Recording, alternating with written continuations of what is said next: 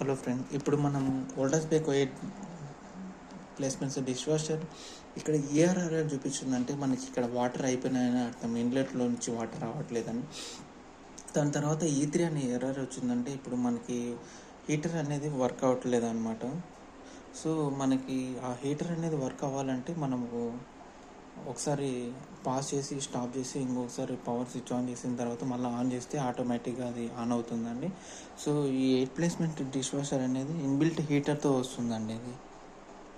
So inbuilt హీటర్తో రావడం వల్ల hygienic ఉంటుంది.